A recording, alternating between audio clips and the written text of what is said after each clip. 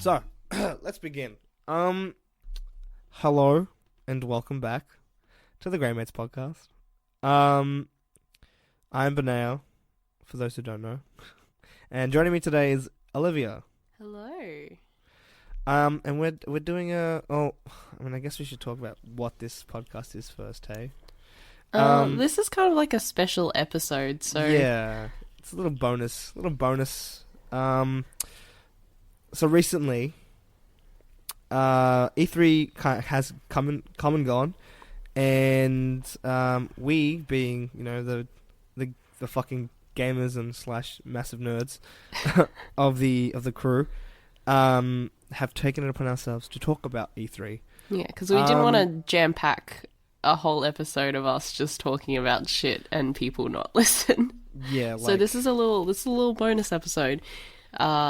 We usually have better stuff, more varied topics, but this one is just going to be about E3 and our discussions about that. So if you don't like anything about that, tune out now. Tune out. This is your warning. Go follow us first on Twitter and stuff. Yeah. Anyway. So this is the E3 episode. I'm gonna start us off by talking about specifically Stadia, and like game streaming stuff, purely because that's the most recent thing I saw. Also because I'm very fascinated by how that's gonna take the gaming industry and where we're gonna go in gaming with that kind of stuff. So stats. Let's start off with some stats. So Stadia is a game streaming platform where you stream games, and Google's data centers handles all the processing, and then all you need is they say all you need is a screen and a controller. I still feel weird about this.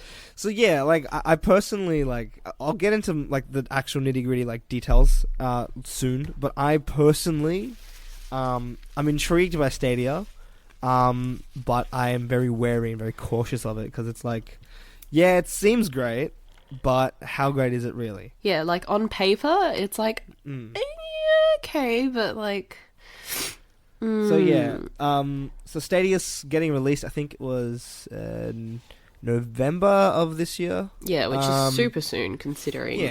Yeah. And I mean, I think they started talking about it last year at last year's E3, but they didn't have a massive presence. This year was Google. I think Google had its own press conference, but I'm not sure. They called it Stadia Connect, and when I watched it, it's basically Nintendo Direct. Literally, almost the exact same feel, exact same vibe as a Nintendo Direct, but they just call it a Stadia. Nintendo Direct, but they call it a Stadia Connect. Direct Connect kind of rhymes. They even do the whole let's take a look meme that Nintendo does, but without the finger snap. It was a weird it just felt weird watching that presentation because I just couldn't stop comparing it to a Direct. So first let's start off with the types of Stadia, I guess, quote unquote. There's two types of Stadia you can get, right? There's Stadia Base, which is kind of like Steam, and Stadia Base pretty much allows you to buy games on it, and you own them games forever, and then you can stream your games pretty much to any device that has Stadia enabled on it. And then the second type is what they call Stadia Pro, which is their premium subscription. It's $99 a month. It's like that. It's more Netflix. Sorry, it's 99 USD. I should specify, and it's like their Netflix-esque stuff where it's you get access to a whole variety of games. That's pretty much what that is. Man, that's pretty cool. I'm happy that Stadia Base is not gonna be like a fucking subscription itself. I'm happy that it's more of a shopfront than anything. But yeah, thoughts? I don't know. See, that's the thing. I haven't personally looked into it myself. I've just kind of seen bits and pieces. But I'm just Yeah, cautiously optimistic. cautious. Like, it looks very nice, Mm, but that's just all show. I'm like, yeah. until I see Mm, something yeah. and see some like gameplay or whatever. Yeah. Yeah, So I'll have to wait and see for that one. I'm just not really. so it's releasing again later this year. On it was I think it's pretty much any Chrome device. So Yeah. Chrome browser, Chromecast. It's coming out on the Pixel 3, which I have, thank God. um, and I think it comes with a Founders Edition, which I don't understand why they need it, but whatever. The Google. Founders, That's why. yeah, yeah. The Founders Edition comes with Chromecast Ultra, a limited edition blue, like night blue Stadia controller. They have their own controller, by the way, called Stadia controller. But Looks very Google. yeah, It's a very Google looking controller.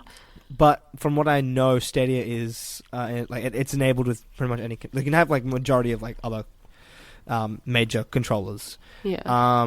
You get 3 months of Stadia Pro, and you get a 3-month Buddy Pass apparently, as well, and that's priced at 129 USD for the Founders Edition. I think it's only in 14 countries, so that's not including Australia, which sucks. But whatever, we always get forgotten. Well. But yeah, and then so the thing that like interests me the most, is firstly, what they're saying their performance is going to be.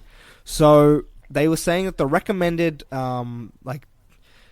internet speeds you have is 10 megabits per second. That's like the minimum. And with 10 megabits per second, they say they can deliver games at 720p at 60 FPS, which is fairly impressive. Yeah. And I think currently the lowest NBN plans you can get are 10.3 megabits at evening, which is like generally peak from what I know. I might be wrong on that. I might be wrong. And then at 20 megabits you get 1080p HDR 60 FPS with surround sound, and then 35 megabits is 4K HDR 60 FPS 5.1 surround sound, which is like a whole heap of numbers and stuff. But basically, with a decent internet connection at 35 megabits, you can stream games at their best, which is good. I'm currently paying $80 for the iiNet 50 NBN 50, which is I think 42.6 megabits per second average times during the evening, which means that I would probably be able to stream games at their highest settings, hopefully. But again, the one thing that I'm very cautious about is the fact that Aussie internet is just really unreliable and shit in general, even with NBN. So, NBN actually made my internet worse. Yeah, see, like, that's what everyone says, right? Like, I don't know. Yeah. I'm lucky. Like, iiNet's really good as a provider, so, like I've had consistent internet ever since I switched to them. So, hopefully that, like, it'll be good.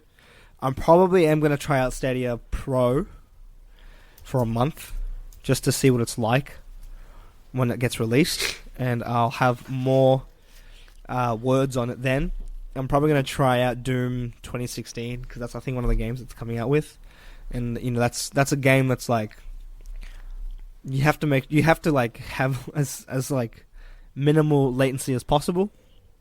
That's another thing, like, worry of mine, where it's, like, streaming, like, the biggest problem with streaming games is latency, where it's, like, what you're doing, what you're inputting into as commands into the game, it will take like 1 to 2 seconds to register, and then it'll happen on your screen. It's like the biggest problem, and obviously Google have somehow found a way to reduce that latency. I think it's purely because they just have servers everywhere. They have data centers everywhere, like literally everywhere. So it's not that hard for them, but whatever. We'll see.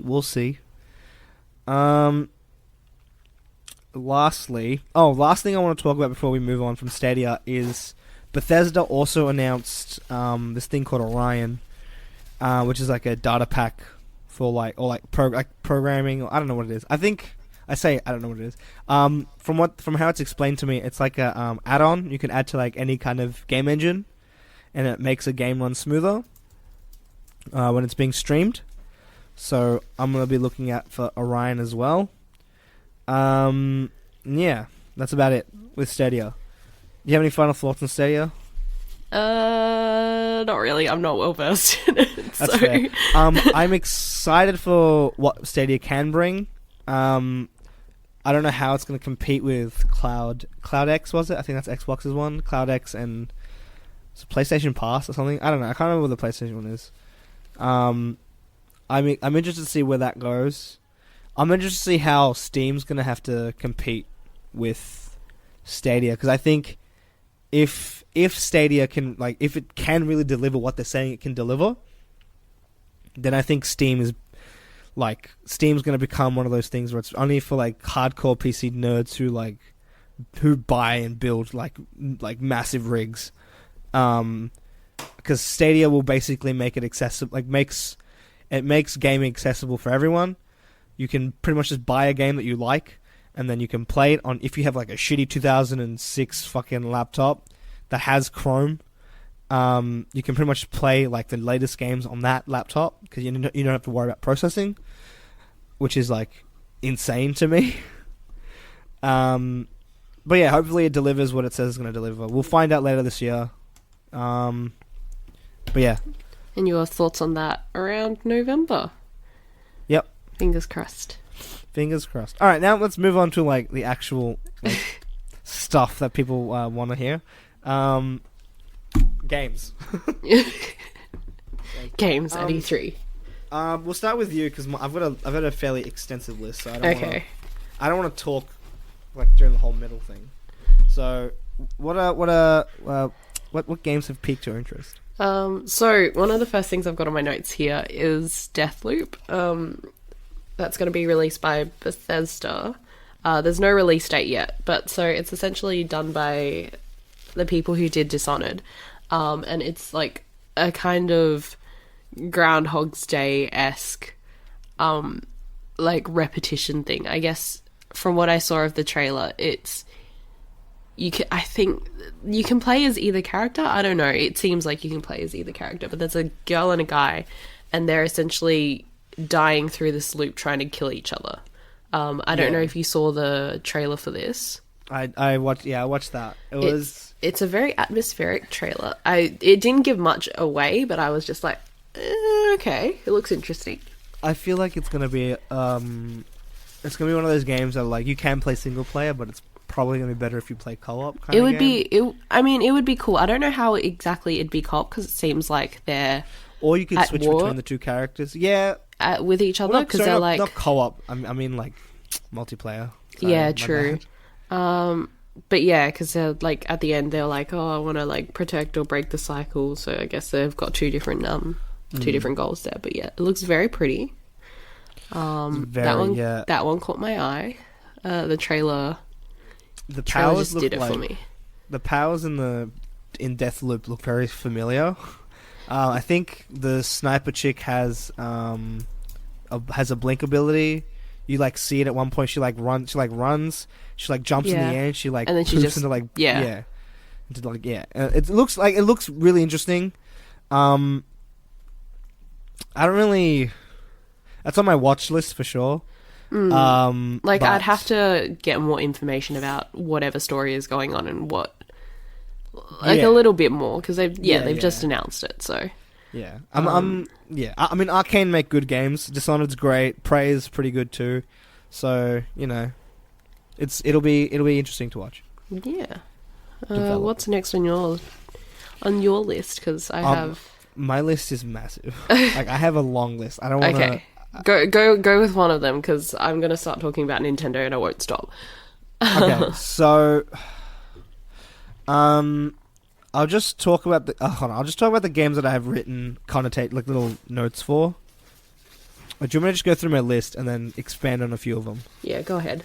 So I've split my I've split my like games lists into three parts. There's my watch list, so it's things that I'm gonna watch develop and see if they're gonna be good or not. Then there's games that I'm probably gonna get, probably not immediately, but at some point. And then there's games that I need, and that's a game that I'm probably gonna get within the first year of release, no matter what. Even if I don't play the game, I'm probably gonna buy it anyway because it looks just fucking amazing. So on my watch list, I have Dying Light 2, Elden Ring, Code Vein, Watch Dogs Legion, Final Fantasy VII Remake, Deathloop, Ghostwire, Witcher 3 on Switch, Star Wars Jedi Fallen Order, and Halo Infinite.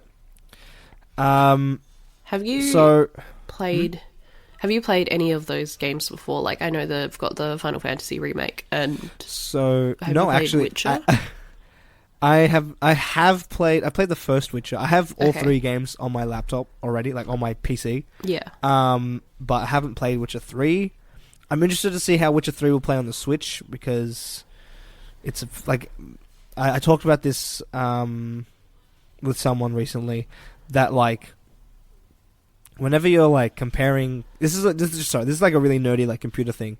When I'm on websites that compare like parts, like graphics cards usually, they usually use Witcher 3 as like the like benchmark for like it'll tell you like it can run Witcher 3 720p at like I mean it's an insanely detailed game. Yeah.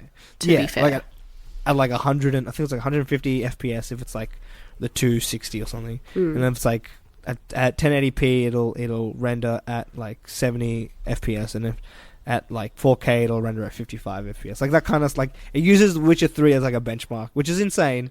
And I think it kind of speaks to firstly the cultural and like technological impact that game has on the PC community, but also like just how impressive that game is visually. Like insane. It's insane. So it's gonna be good to see how it runs on the Switch. I'm probably gonna. It's like most likely it's gonna be capped at 30 FPS.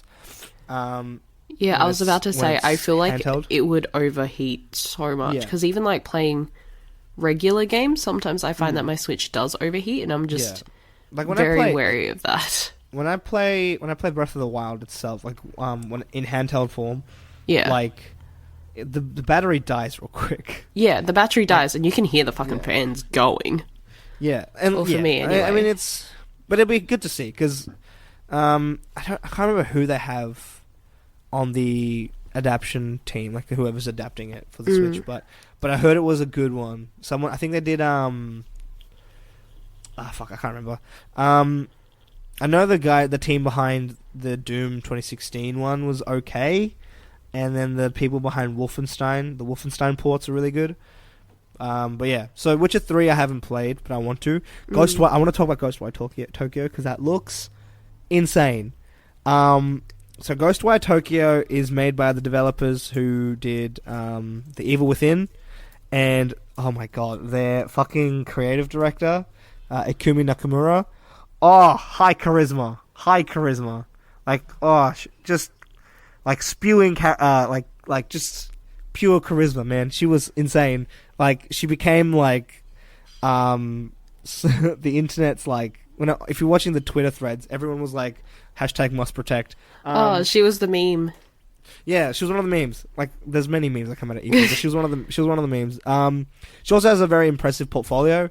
I think she did concept art for Okami and Bayonetta, which are like amazing fucking games, and they look pretty as fuck. So, also just judging by the look of the trailer for Ghostwire Tokyo, like it looks good, like really, really cool. But yeah. Other than that, Jedi Fallen Order looks interesting. I talked about... No, okay, so the one thing I find the most interesting about the Jedi Fallen Order thing is how it's very much a Jedi story. I'm not very big into Star Wars, but I did watch a bit of the trailer for that, and it doesn't look too bad. I'm like... Given the track record of Star Wars games previously, like in recent years... Yeah. Cautiously optimistic for this one, but It's made by Respawn, who did Titanfall, which is an amazing FPS series. They also did Apex Legends, which is an amazing battle royale game. The only battle royale game that I'm willing to play. Apex is good. Apex is good. Yeah, Fallen Order looks interesting. It's very much like Star Wars Dark Souls, like Jedi Dark Souls. Yeah, That's what the game. I mean, as someone who I have a lot of just Dark Souls ingrained in my brain. It kind like the way that you fight. Ben, if you play enough Dark Souls, you'll start comparing. You'll start seeing Dark Souls in everything. Everything, that's true. But it the combat reminds me a bit of Dark Souls. The force powers and the actual movement kind of reminds me of something you might see out of a Tomb Raider game, like an adventure, like classic adventure games. With the whole vine swinging and shit. That was cool. But yeah, it looks interesting. I'm excited for that. What else have I written? Elden Ring. Of course, I'm excited for Elden Ring because it's another FromSoft game. Who, speaking of Dark Souls, they did Dark Souls. But also this is the game that's meant to be also had help from George R.R. Martin. It's that Elden one. Ring. If it's just me, I don't know if it's just me, but when I watched the trailer for Elden Ring, the character concepts looked very Chinese MMO. Didn't that get leaked? It got leaked before. No, E3. yeah, it got leaked before E3 even started. Yeah. I think it's going to be Chinese, set in a Chinese style world, I guess. Okay. I think people were Asian-esque. Yeah, because people were so George R. R. Martin's kind of I haven't read his book, so don't take my word for to take my words with a grain of salt here. But from what I've heard, he's when he writes his nations, his fictional nations in his books and stuff, they share a lot of similarities, and they're kind of what they call analogs for real world empires and real world places and stuff. And so I think one of the nation analogs he hasn't done yet is ancient China and China. So it's very there's a likelihood that this might be a Asian inspired a very Eastern game, but not Sekiro, because Sekiro is cyborg ninja, but set in the past. Yeah, it looks good. And Elden Ring is, from what I've heard, is very Dark Souls-esque in the combat. From what I've heard, again, these are all rumors at this point, rumors and leaks, because they haven't actually released anything proper. Just the announcement. Yeah. Yeah. Watch Dogs Legion looks very promising. I heard some people who were playing it on the demo on the E3 showroom. Sorry, they were saying that the gameplay is very good. They said that it works. So, yeah, I'm excited about Watch Dogs. I mean, Legion, you'd hope it works. Yeah, I mean, because the thing is, it's very ambitious to say you can literally hire anyone, you can recruit anyone you see in that game. Apparently, because I think they use what was it? The example of the grandma going in to kill someone. Yeah, that was great. Yeah. Yeah, it looks good, and I'm excited about that. I'm excited to see how those elements work, I guess. Yeah. Other than that, Infinite looked Halo Infinite looks pretty, I guess. The trailer. But that's just 343 for you. I don't know how Infinite's gonna work. It's kind of weird because it's it's set. I think it's definitely set after Halo 3. Is it 3 or 4 where Cortana's dead? I think Cortana dies in 3. I can't remember. But I've it's never definitely actually played Halo, so I have no opinion on this. It's definitely set after Halo 3. I don't know if they're gonna take into consideration Halo 4, which is all the Prometheus stuff with the weird weapons. I don't know. It looks weird because he's got the original armor, like the original Mjolnir armor from like the first game, or like something that looks like that. Yeah, it's weird. I think they might be doing like a reboot or like a time thing. I don't know. Yeah.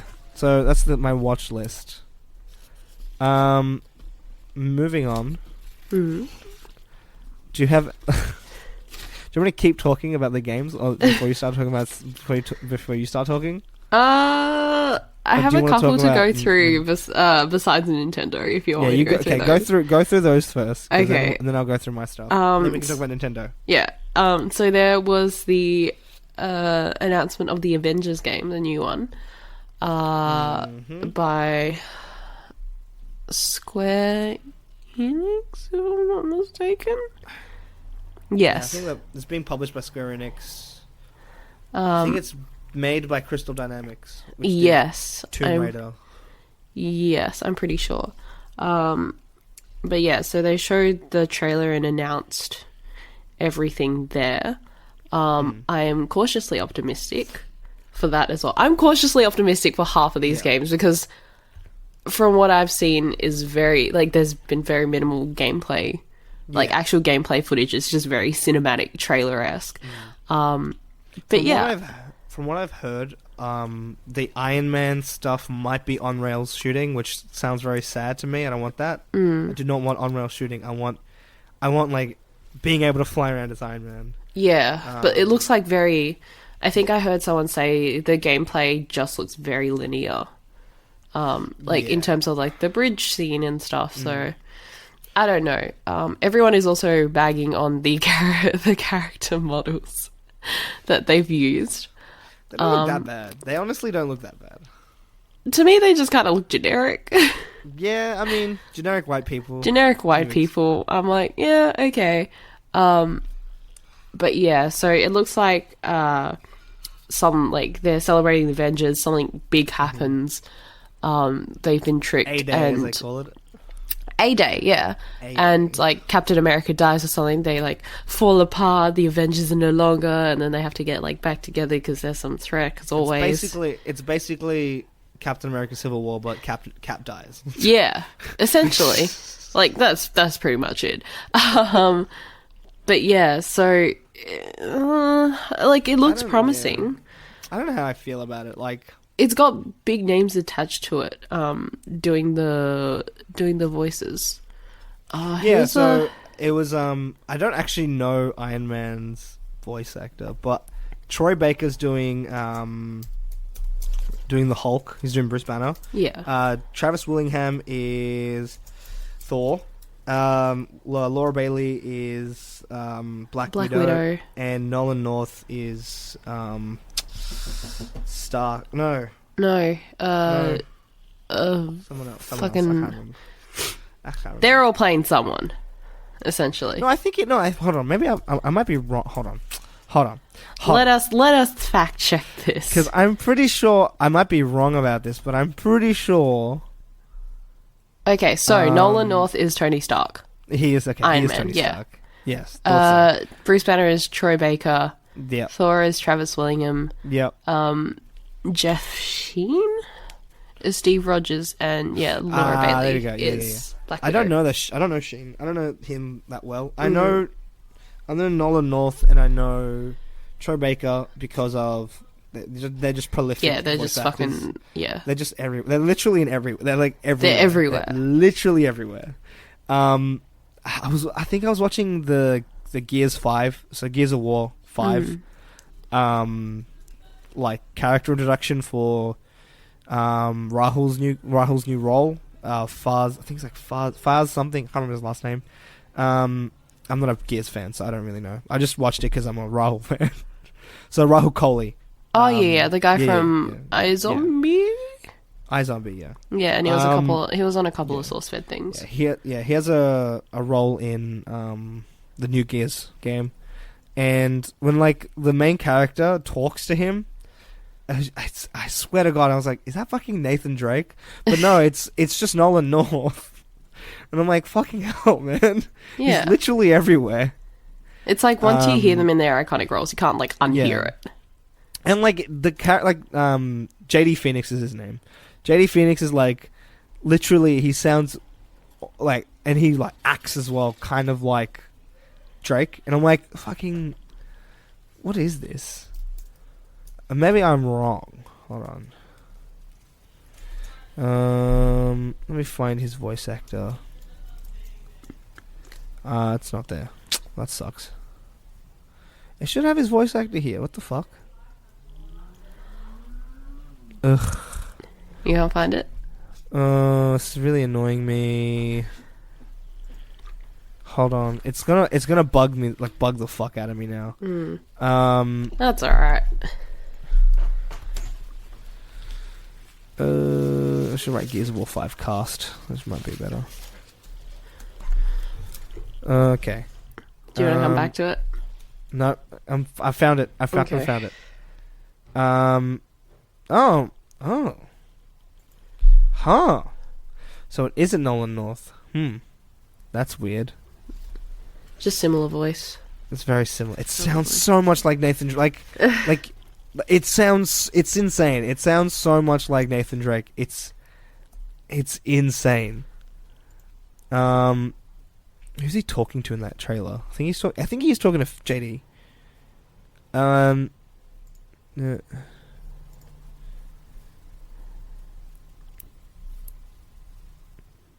Yeah, he sounds so much like him. Okay, whatever. Moving on. Okay. Another thing I wanted to talk about was the fucking weird ass Devolver Digital press conference or announcements or whatever the fuck it was. That's the only one I didn't watch. You didn't watch it? No, I didn't watch the Devolver one. Ben, no, that was the weirdest one. I know it's the weirdest one, but generally I just don't get Devolver games. Yeah. Not that they make bad games, I just don't play them. Devolver games are a bit out there. I mean, they're good concepts, and they're generally polished. I don't know. I just haven't played one of their games, so I don't know. So essentially, Devolver does a big, fancy press conference.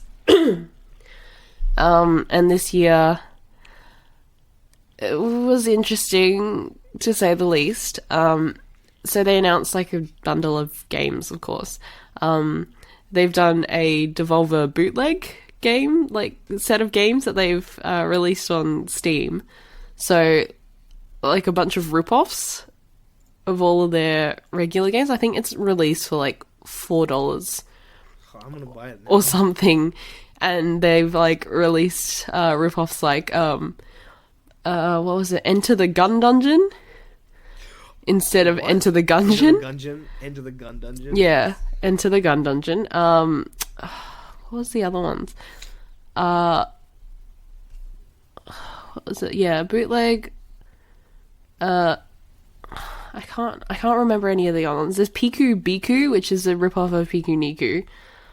Ape Out Jr., which is it looks like a little Donkey Kong thing. Hotline Milwaukee instead of Hotline Miami.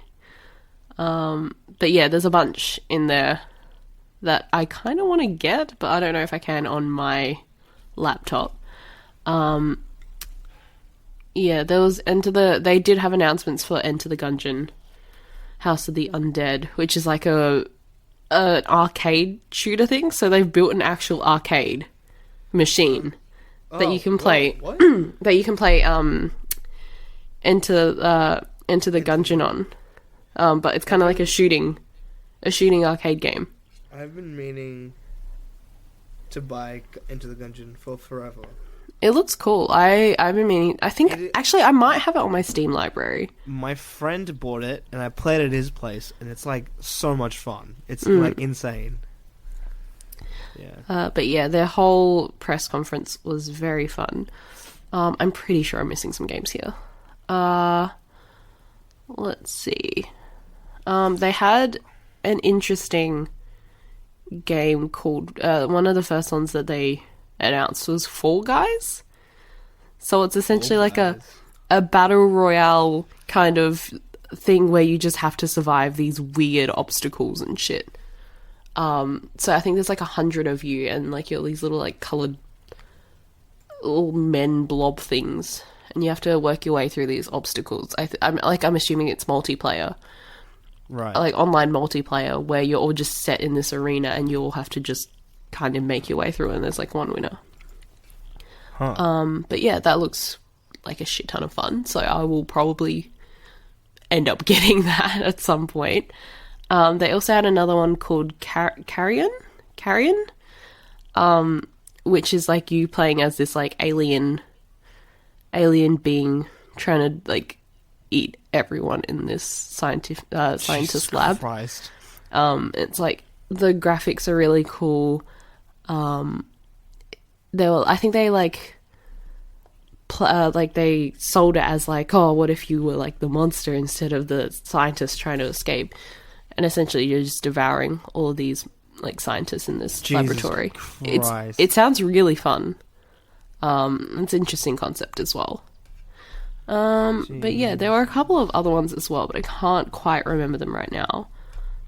But yes, whoever runs the fucking marketing department there with their press conferences, I applaud them, because it was one that I remember very distinctly.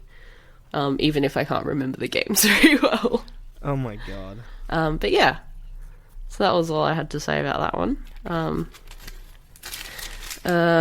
Besides that, it's just Nintendo for me, because I love Nintendo. Okay. Stayed up to watch that one.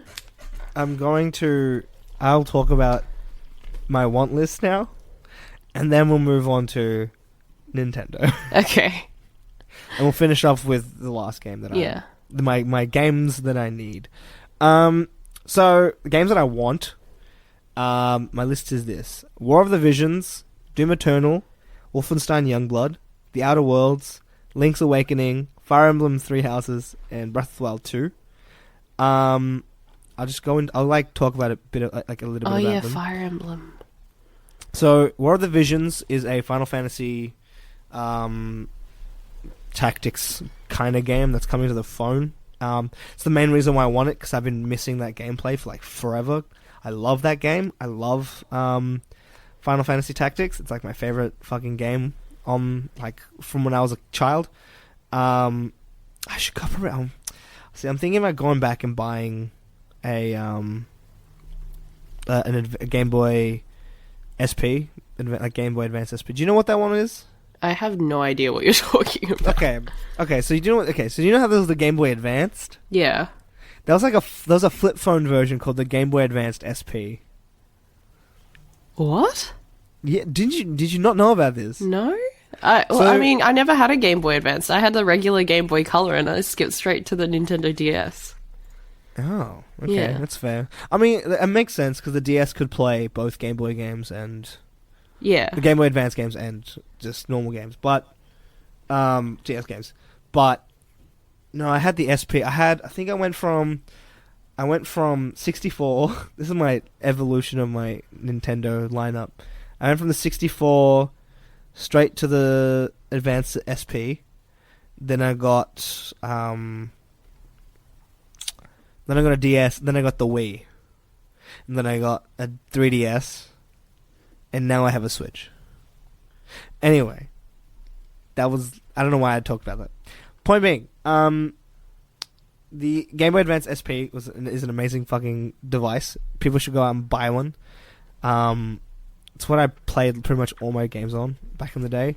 I had a silver one, but the left shoulder button stopped working when towards the end of its life. I have no idea where it went now. Oh, this one. Yep. It's one of my favorite I just consoles. looked it up. It's one of my favorite consoles because it looks like, if you unfold it, it's literally just a normal It's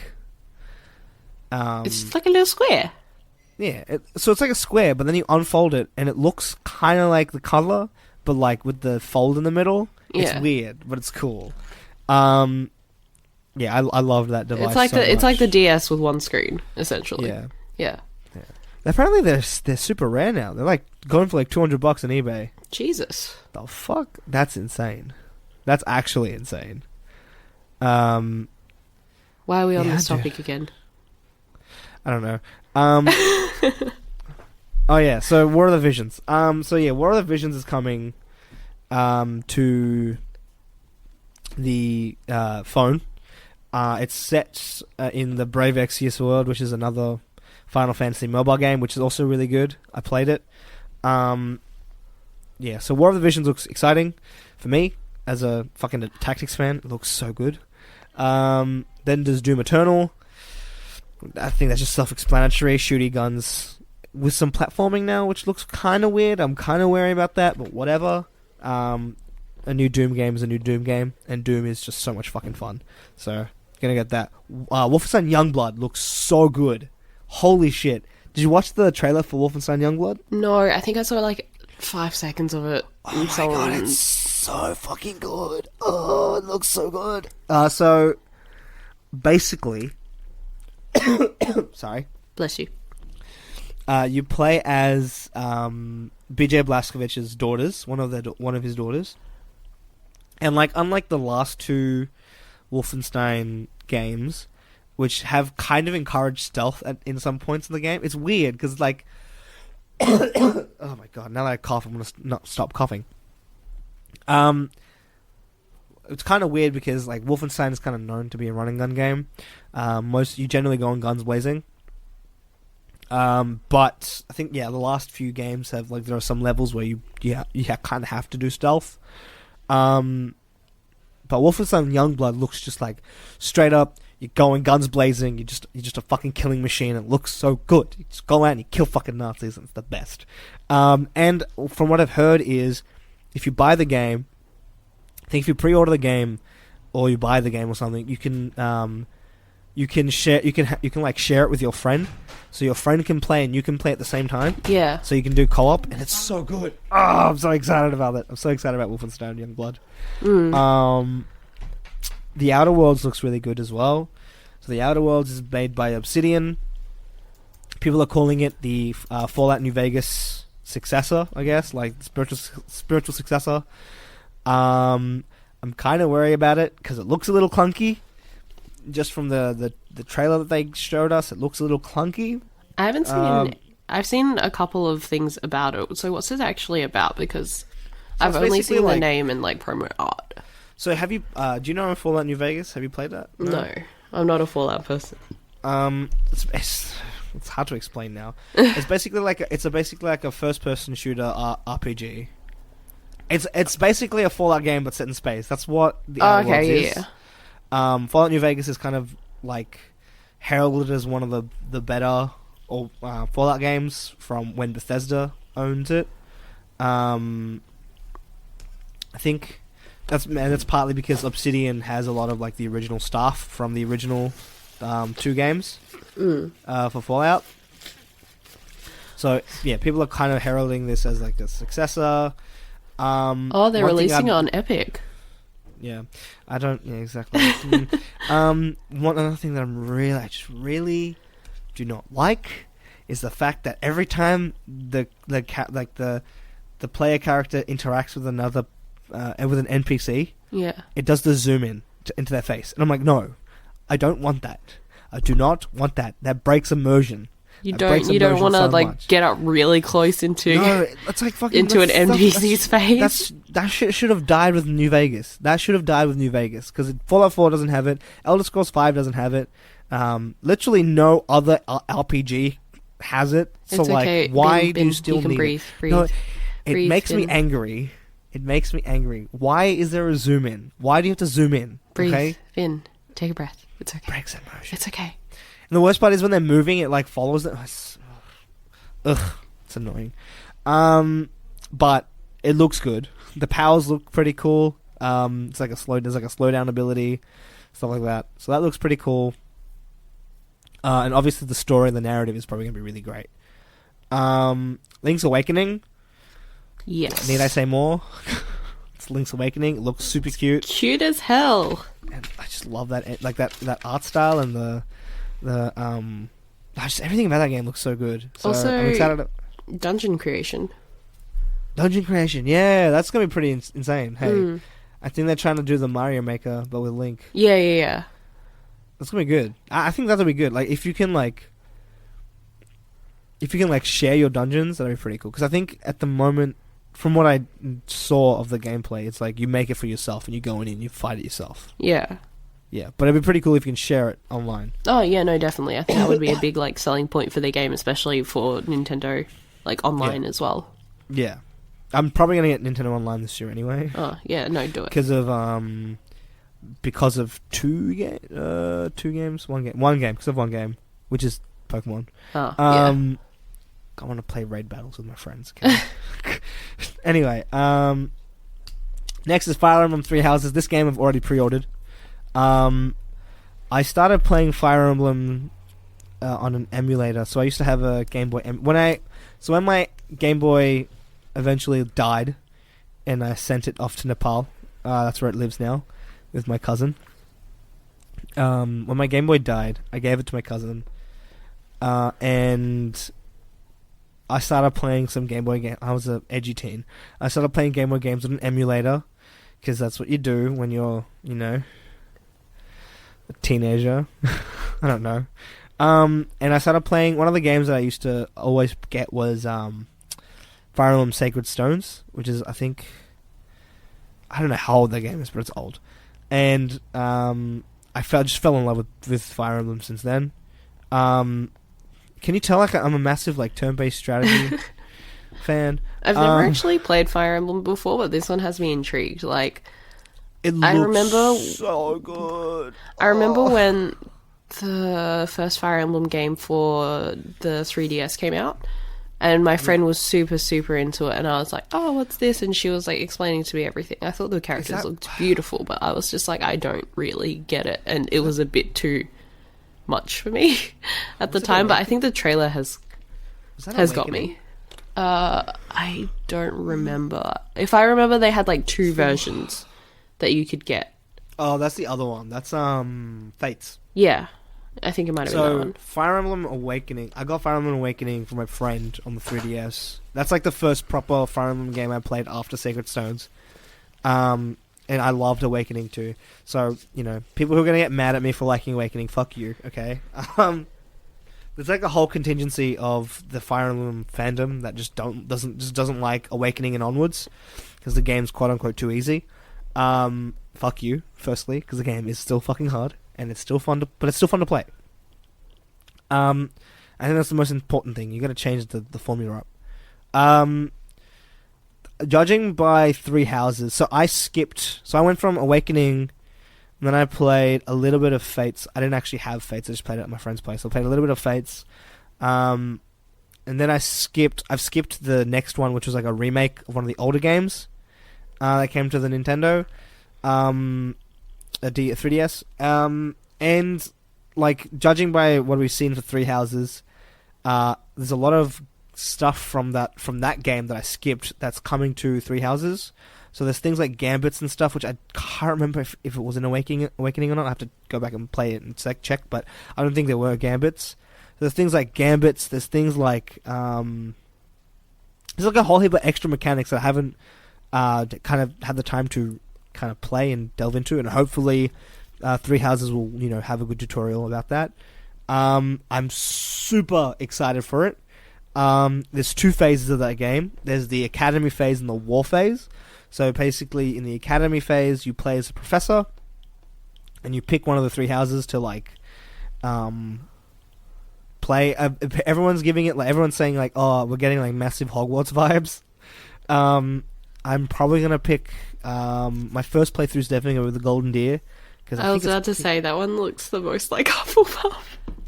yeah, I'm definitely going Golden Deer. I think, what's the guy's name? I forgot his name. I think it's Claude. I think Claude's in charge of the Golden Deer. I might be wrong. Don't crucify me. Then I'll probably play the Eagles and then the Lions. And yes, I am Hufflepuff. What? I don't understand. I mean, I get it, but whatever. It's a connotation with the color yellow and them being a bit more passive, I guess.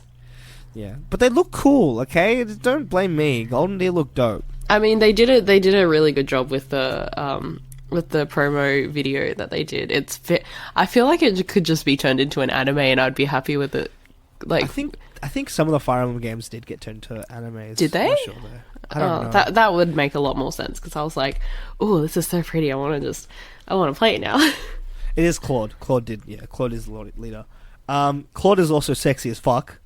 I'm a massive fan of the fucking like the slick back hair with like the one braid that comes down your. Oh, everyone man, in that game looks so cool.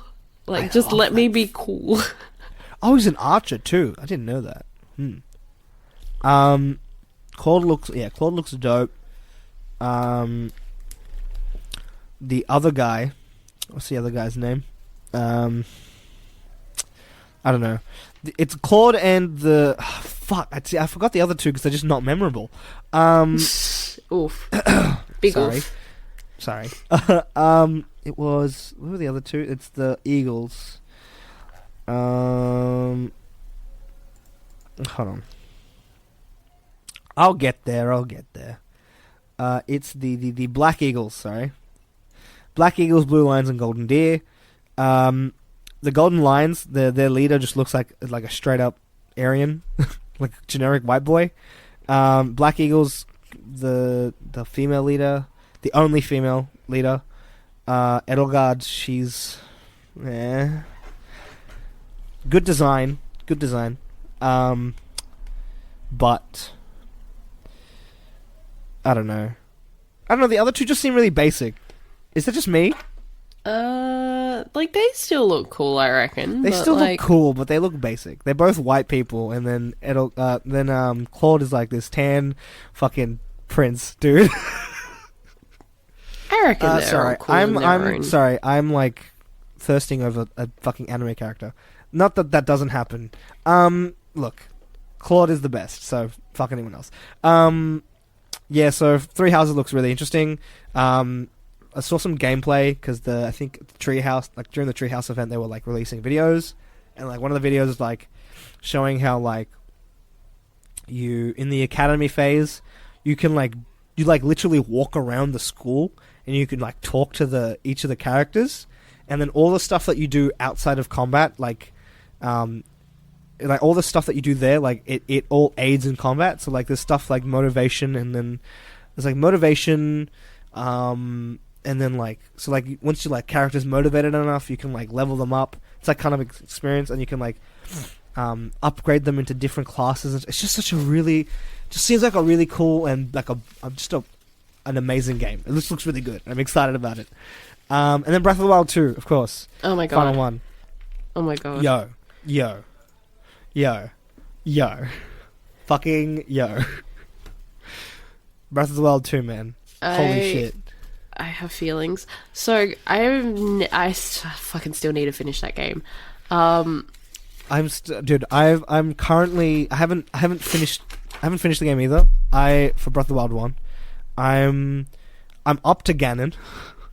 I'm just currently wasting my time doing all the other stuff that you can do. Oh yeah, no, Ganon. I've racked up like almost 100 hours, and I've only done like three of the things because I've like spent too much time running around getting the shrines and stuff. So first thing I did in that game was go and get all the towers. So I had like a complete map within the first like 10 hours of the game. Oh my god! And then dude, I'm one of those people. When I played Far Cry 3 and Far Cry 4. I literally the first thing, I didn't even take out any bases. I just went straight for the towers so I can get a complete map. And now all I do, like I've completed most of the shrines and I've done the 4 beasts and stuff. Now all I'm doing is just going around doing like looking at the map, looking at like random locations that look really cool. I think I went to Skull Lake today. And I saw a shrine with like this massive pillar that I haven't gone to yet. I have to get up there somehow. But it feels like it's always raining in that area. I'm currently doing the Tarrytown quest. Okay. Have you done that one? I don't know. It's been over I'm pretty sure it's been over like a year since I've played it. And I went back the other day just to check it out, and I forgot I was in the Yiga tribe, like Yiga clan, hideout. And I'd forgotten all of my like buttons and moves. I walked out because I was like, yeah, no, I'm getting out of here. And I forget that you get attacked when you're coming into the hideout. So I was just very not prepared because I've forgotten all of the moves, which is really sad because like I'm pretty much like 3/4 of the way through the game. Like I'm almost done in terms of like the story. You know what else the combat reminds me of? What? Just guess. I don't know. Dark Souls. Oh my god. I'm sorry. Stop. Breath of the Wild 2. That looks good. It looks interesting. I hope that the rumor that you can play as Zelda is true. I would be so happy about that. Holy shit. Because the only thing I'm worried about that is the fact that she is literally, she has like light powers. So she doesn't really need like weapons and stuff. So then how would you implement like the survival aspect of Breath of the Wild into the game, the second one? Because she's like an incarnation of the goddess Hylia. She's like, I know, but I wouldn't overthink it too much. I think just although it would be cool if you could like cast spells, like if you played her, you could cast spells instead of using like weapons. That'd be pretty cool. I'd be down for that. But yeah, they're gonna be reusing the same map from what I've heard, which I'm not mad about. Yeah, that's. I mean, it is a sequel. I'm not like. It is a sequel. Yeah. So that's what they brought up. I heard people were talking about how like they might be going somewhere else, like similar to Majora's Mask, where he's in Termina. But I think Termina's isn't it just like a flipped map or something? I don't know. Termina, we'll find out. But yeah, so I don't know if it's just a rumor or not. But yeah, so they're like, people are like, oh yeah, it's going to be on the same map because they didn't really bring up anything else in the trailer. But it's just a trailer, so who knows? We just know it's in production. Yeah. And it's coming on its way. But yeah, 100% Ganon. 100% we're having Ganondorf. Like 100%. That is Ganondorf. Confirmed. I can confirm it. Ben can confirm it, but no one else can. No, like legit. Okay, first of all, he has like the earrings that the corpse is wearing is literally has the Gerudo symbols on it. Like, who else can it be? Who else is dead? That's a Gerudo.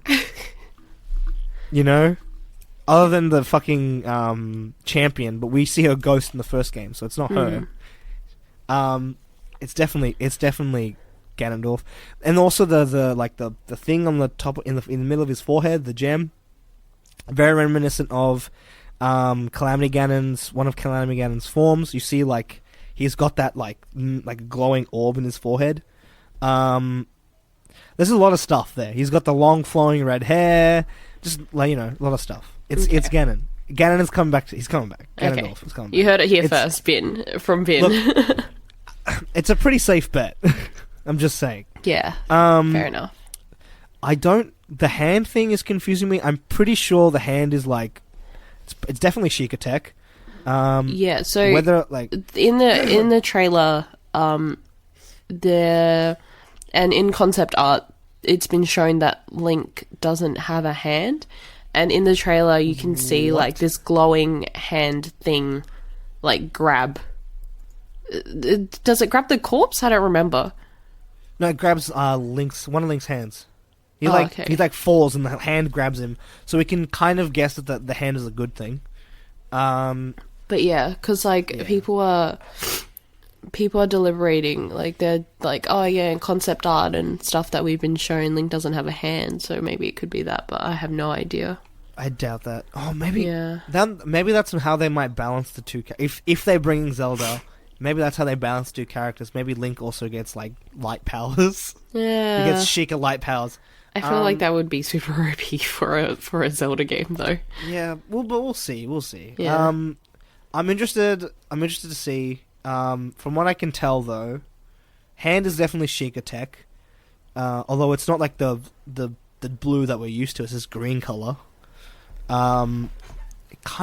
It's weird. All the Sheikah Tech, sometimes it kind of reminds... Have you played Twilight Princess? No, I haven't. Okay, so I played a bit of it back in the day because I have a Wii, and I played it on the Wii. in the when you like go to the Twilight Realm or whatever it's called, I can't remember.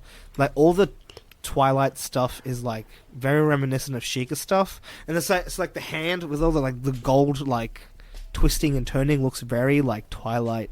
Like I don't know what it's called. I don't know what it's called in the fucking game because it's been ages. But it looks very much like that kind of stuff. So who knows? Yeah, I don't know. It's gonna be interesting. My theory is that like once you defeat Calamity Ganon in Breath of the Wild, the malice isn't completely gone, and spoilers. He kind of been ages. It's been ages. Everyone's played this game. No, I haven't finished. No, okay. This is my speculation because I also haven't finished the game. I'm just saying speculation, right? The malice isn't completely gone, and that malice is what's kind of trying to resurrect Ganondorf. But that Sheikah hand thing is like stopping it somehow. I don't know. That's just a speculation, though. That's what I think. It might not be true. What else? What else can I like think? Like, what else I can talk about? I don't know. I just hope that Zelda's a playable character. That's like I hope Zelda's a playable character, and I know that's Ganondorf. It has to be Ganondorf. Only other person it can be is Demise, but Demise doesn't wear Gerudo earrings, so it's definitely Ganondorf. There you go. You heard it here first. Now, moving on to transitioning from Breath of the Wild into the actual Nintendo Direct from start to finish. Do you want to talk about that? Okay, so we have covered a couple of things so far, but Luigi's Mansion 3. I am very excited about. I haven't played any of the other ones before, but it looks cute as heck. Really fucking Guigi. Fucking Guigi. I saw what's her name? How did I forget her name? She's one of my favorite streamers. Brie. She she tweeted like nothing but Guigi porn or some shit. I was just like, fucking no, please don't. God, why? Guigi's like both a blessing and a curse. I'm just saying. So yeah, Guigi you can play. I think he allows you to play co-op. Yeah. With someone else, and they also have co-op online and couch play as well for up to 8 characters. So you have fucking 8 Luigis running around. Jesus Christ. Essentially. Man, it should just be different. Like they should do the Super Mario thing where you just play as different characters from like, you know. Yeah. It would be cool if you could play as Waluigi. But it wouldn't make sense because all the characters are like captured. All the other characters are captured. What if it's like 8 Guigis? It's eight Luigis though. That's weird. That's so weird. They're different colors. But yes, it looks. So if you can play as a purple Luigi, you're basically playing Waluigi. I'm just saying. Essentially, yes. Anyway, keep going. But yeah, so that's coming out sometime this year. They didn't give us a date. But looks interesting. Very excited about it. They got like new like mechanics where you can like slam the ghost. Yeah, you can slam violent. You can slam the ghost. You can suck. You can suck. You can like throw things around. It looks great. It's very violent. For what? Anyway, keep going. It's a kids game. It's fine. It's a kids game. No bit of violence never hurt anyone. I know this is something everyone's very excited about. Fucking Banjo-Kazooie in Smash. Oh my fucking god! Yes. Holy shit! You know, I heard this. I was like doing a lot of googling, and one of the rumors is that Banjo-Kazooie. There might be a Banjo-Kazooie game being in development for the Switch. Which would be so great if it was. I mean, it would make sense with the announcement, hey? Because, gaining press and stuff and hype around it. It makes sense because of 2 things, right? The first thing is that we know that Xbox's Game Pass is coming to the Switch, right? Which means we're going to get Banjo-Kazooie 1. We're going to get Banjo-Kazooie. We're going to get Banjo-Tooie. We're going to get Nuts and Bolts as well on the Switch. We know that for a fact. We're going to get that because of Game Pass. And because Rare is owned by Microsoft, there's like a whole like corporate thing. But we know, I kind of sorry, I shouldn't say we know because this is just me speculating. But I'm fairly certain. I'm fairly certain that we're gonna get Banjo-Kazooie, we're gonna get Banjo-Tooie, and we're gonna get Nuts and Bolts on the Switch because of Microsoft Game Pass, because that's coming to the Switch. But also, we know that Nintendo and Microsoft have a really good professional relationship, so it'll be great to see that fruit kind of expand and become a game on the Switch, which would be really cool, like a new game. Yeah. Keep going. I'm just trying to see what else I've got. Animal Crossing. Oh my god. Everyone got mad that it got delayed. So that, like, I'm a little sad, but like I'm not entirely like mad. I mean, most people are understanding because they're doing that to avoid crunch, which I'm like is very like understandable, because it's like I would rather them take longer to make the game than a game that comes out that's really rushed and really shit because a new Animal Crossing game hasn't come out for like 6 years or something. But anyways, Animal Crossing New Horizons. I heard that Nintendo's stocks dropped like a shit ton. Did they? Yeah. Because they delayed the game. Because they delayed the game. I like, surely there'd be something else about that, like influencing that, because that doesn't really make much sense. Maybe it was just a thing. But I might heard have just been a coincidence, because I don't think. Yeah, but it dropped an insane amount. It was like 5% or something. Like it's 5%'s a lot, by the way. From what I know, it dropped a considerable amount. I think. Hold on. Animal. I'll look it up. Keep going. Okay.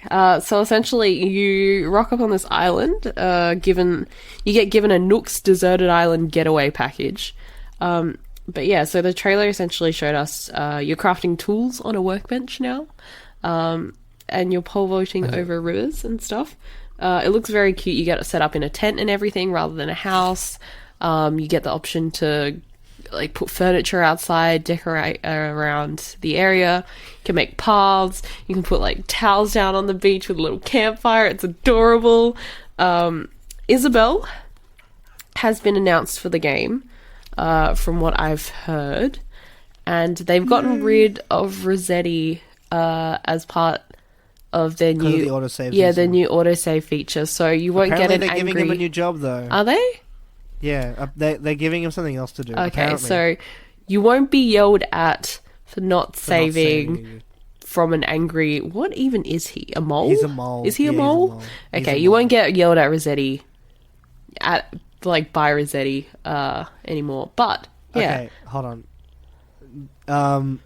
Okay, sorry. This is just from before. So I was right. Animal Crossing New Horizon delay cuts $1 billion from Nintendo stock. Shit. It was a lot. It was 3.5% lower in Tokyo. Oh my god. At the end of the day. It was insane, man.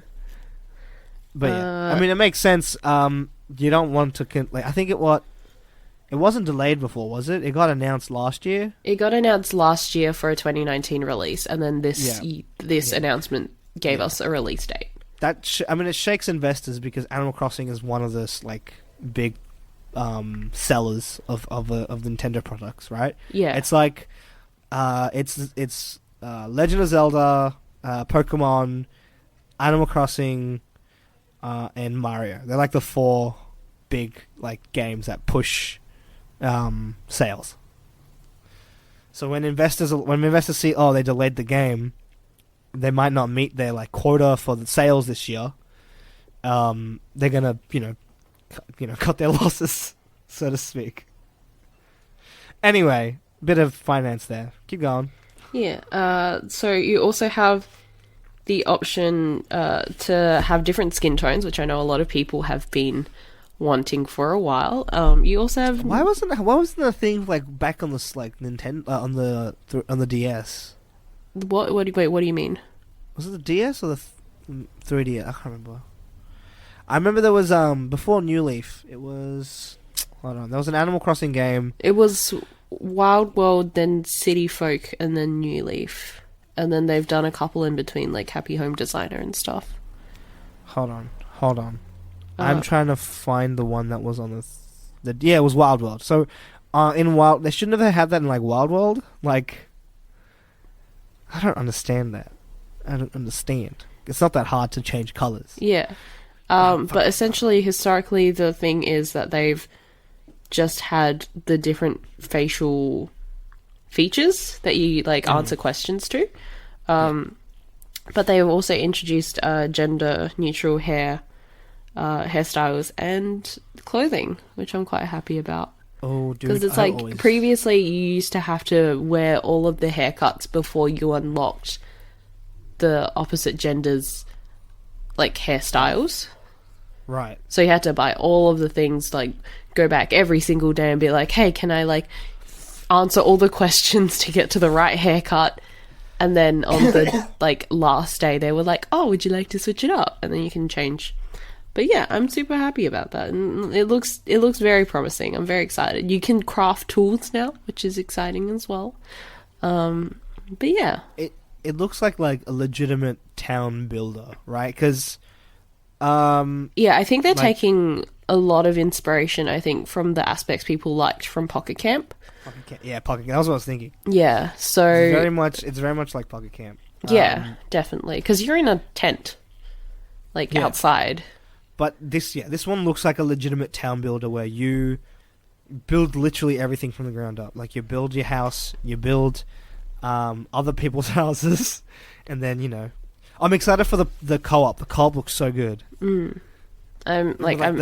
very ready. The end shot with all the player characters running to the shore. I mean, that might just be a cinematic thing, but like previously they've had for New Leaf they've had the little island thing where you can like have people come visit you and stuff. So I wouldn't be surprised if they had something similar along the lines. You could visit towns in Wild World. I remember that, but this one seems more like you can all play on the same world kind of thing. Like you open up, you know what I mean?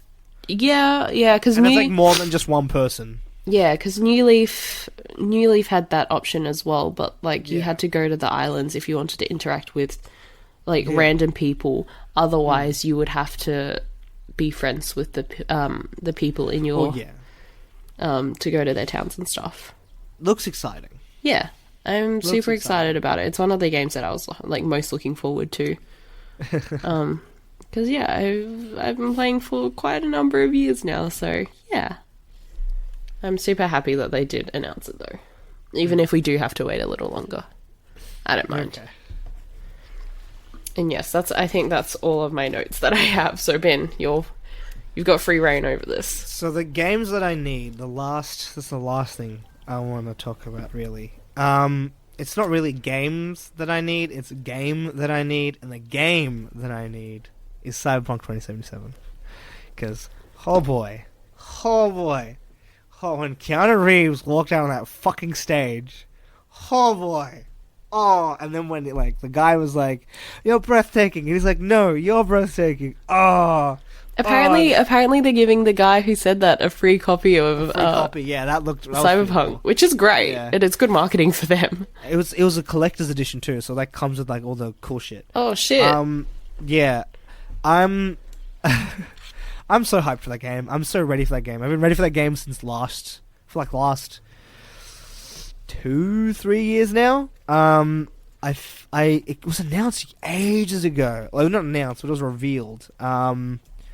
First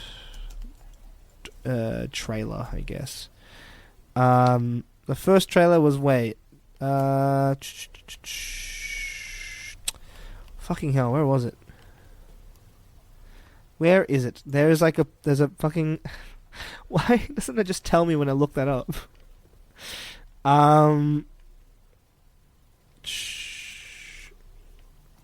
It was a while ago.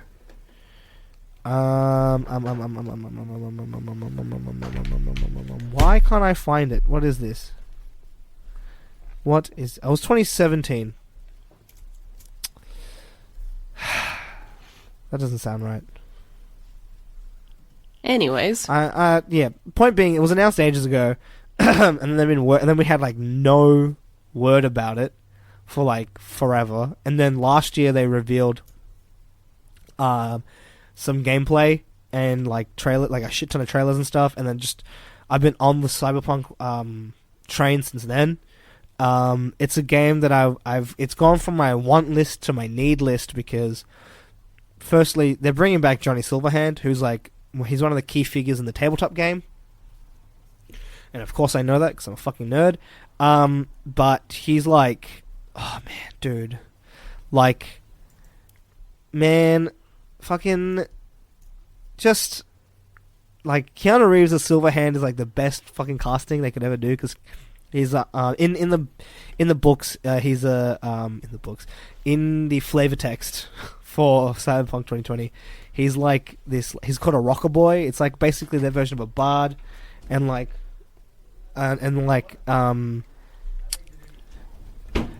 sorry, just had family come in. And like he's just this really like too cool for cool kind of character. So it makes so much sense to cast Keanu Reeves as him. But yeah, it's interesting to see that that cinematic trailer was beautiful. It took me aback that they killed off Jackie, because it was kind of not really because it's in the trailer. It's in the trailer. It's in the cinematic trailer. Because he was kind of set up to be like your companion, in the first trailer, like last year. So. They killed him off in this trailer, which is kind of weird. So it kind of makes it seems like Silverhand or Keanu Reeves' character is going to take that. We're being told that he's oh man, dude, he's like going to be an integral part of the story, which is so great. Yeah, because what I've heard is that like he has the second most dialogue out of the entire game. So like coming second only to the main character. Yeah. So he's like the worst part is that he's it's been revealed and it's kind of obvious if you watch the trailer, like back at the end when you see Keanu Reeves, he like flickers and then he comes down and he's like, "Wake the fuck up, samurai! We've got a city to burn." He's a hologram. He's not like he's kind of like Cortana in the sense that he's not real. He's like a fictional being, and basically the main, from what we've been told from the E3 presses and from the behind the door like press gameplay stuff. From what we know, he's like this. Basically, your character finds like this chip, and it's like the key to immortality. Which is pretty cool. It's a good way to like explain away a lot of like gameplay mechanics of like how you can't die kind of thing, because you literally can't because you're immortal. So this chip is like the key to immortality, and then like you then like Johnny Silverhand is actually in the chip. So Keanu Reeves' character is in the chip, and that's how he talks to you. So he's basically like he's basically like. Ghost from Destiny? No. I'm trying to think of another character. Like, what games have you played? None in that kind of genre. So I don't think anything that you would say I would understand, but that's okay. Keep going. He's like, okay, you know Cortana though, right? Vaguely. It's very much Cortana-esque, where he like pops up and he gives you advice, or he tells you where to go. Stuff like that, and like it's gonna be cool. It'll be cool to see that. What else? Oh, and like there's a lot of characters from the tabletop game that are in the in obviously Cyberpunk 2077, which makes sense. You have to like one of the like first missions when you like meet Keanu's character is like he tells you to go find his girlfriend, and it turns out that his girlfriend or ex-girlfriend at this point. Has uploaded her consciousness to the net. It's like its whole thing. It's so cool. It's so 80s. And I love it. Yeah, I'm so ready for that game, dude. My body is ready. I am like. We've heard about it. I am probably gonna pre-order the game. I mean, do it. And even it doesn't come out until April next year, and I don't have a good enough computer for it. I don't have a good enough computer for anything, but it's okay. Just get it anyway, and that's. I'm gonna save up for a computer first, and then I'm gonna get Cyberpunk 2077. Because that game just looks fucking phenomenal, and I want it, and yeah. So, and like one of the things that I'm gonna do is explicitly, I'm gonna play my first playthrough of the game is gonna be explicitly me. I'm gonna make my character literally me. I'm gonna play him how I would play those situations, and it's gonna be great. It's just gonna be me running away from everything. No, but yeah, I'm excited for that game. Yeah. Oh, like I'd be excited to see some gameplay of it. Like I don't think I'd personally play it myself, but have you? Well, you haven't seen gameplay? Like no, like when it comes out, like I'd be excited to watch people to watch play people it. play. Yeah. Rather than That play makes it myself, because yeah. You're not a fan of shooters? Like I enjoy watching them more than I enjoy playing them because I just suck at them. That's fair. Yeah. I also suck at first-person shooters, but that game just looks so good. Fair enough. Anyway, any final thoughts before we wrap up? Nah, I'm pretty solid with what you've put out there. E3 was good. Games are good. Two things. Go buy them. Yeah, E3 was good. There's a lot of games. Yeah. Two things that I want to talk about. First thing is... Oh, there's three things.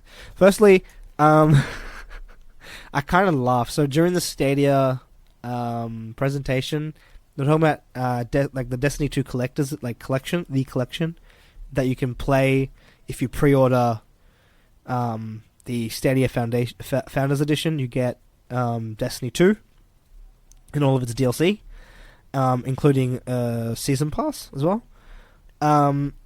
And it was saying like you can transfer your characters from any console onto Stadia, and I was like, okay, that doesn't make sense. And then in fine print it says transfers from PlayStation 4 to Stadia are pending approval from Sony, and I'm like, I don't think Sony's gonna let that happen. The other thing is that Terminator, Dark Fates, the new movie, is getting 2 game tie-ins this year. It's getting a Gears 5 tie-in where you can play Sarah Connor in Gears 5. And in Breakpoint, I don't know if you play as the Terminator or if he's an enemy in Breakpoint. I just know he's coming to Breakpoint.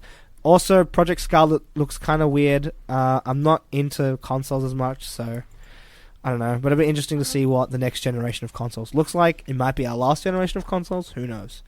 I'll give him props for the logo, though. That's just the design nerd in me. I'm just like, oh yes, nice logo. Yeah. Very clean. But other than that, yeah, there's nothing else to talk about. If you could pick 3 games that you if you could pick 3 games to buy from that have been announced at E3. Yeah, at E3, what would you get? Well, Animal Crossing for one. Because why not? Avengers, okay. I guess. Right. And Luigi's Mansion, I don't know. Like, I'm probably going to end up buying, like, a bunch more, but... Right, yeah. But if you could only buy 3, that should be a 3. Yeah, I mean, I don't know. I don't know, man. There's a lot. And, For like, me, I haven't seen enough gameplay of other games to, like, know enough. what I want, I guess. The 3 games that I would probably definitely buy, Cyberpunk, because I just talked about that for, like, forever. Breath of the Wild 2 and Wolfenstein. Oh yeah, fucking Breath of the Wild 2, of course. Yeah, but yeah, those would be my 3 picks for E3. Yeah, so that was our little E3 episode. Yeah. Thanks for joining us. Yeah, thanks for listening to our rambles. It's pretty great. Yeah. Other than that, socials. I think we're done. So if wait, actually, do you want to do a recommendation before we? I think we've just like recommended half of the games that have been announced at E3. Do you want to do a non-gaming recommendation? How about that? I don't really have just any to for spice this week. things up. If you have one, you go ahead.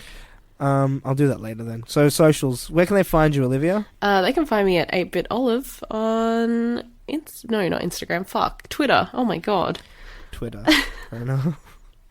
Bin, where can they find you? You can find me on at Bins in the Air on Twitter. I have a recommendation for this week. It's a book called The Assassin's Apprentice. It's by Robin Hubb. It's a fantasy novel. It's good. It's pretty popular, but whatever. I'm going to recommend it anyway. It's a good book. And yeah, you can find this podcast at the Great Mates Podcast on everything, I'm pretty sure. Yep, so Twitter, Instagram. And pretty much everywhere. You can find us on iTunes, Google Play, Spotify, anywhere now. Yeah, Wooshka. Wooshka. Love Wooshka. Yeah. Yeah. Send us some feedback. Tell us what games you're going to buy, or you want from E3. And yeah, that's it. Yeah. Goodbye. Thanks for listening.